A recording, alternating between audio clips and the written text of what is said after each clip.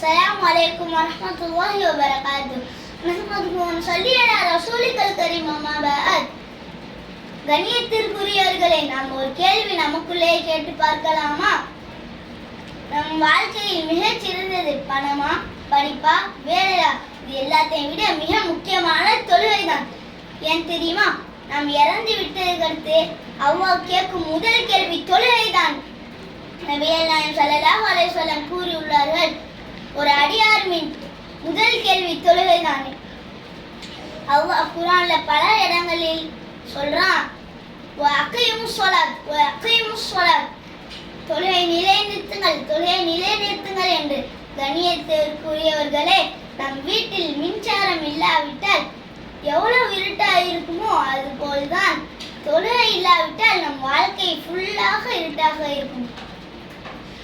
தொழுகை நமக்கு சக்தி தரும், அமைதி தரும், வழிகாட்டும், பாவத்திலிருந்து காப்பாற்றும். நபிகள் நாயகம் ஸல்லல்லாஹு அலைஹி வஸல்லம் எவ்வளவு கஷ்டமாக இருந்தாலும் தொழுகைக்கு ஓடிக்கொண்டே இருப்பார்கள்.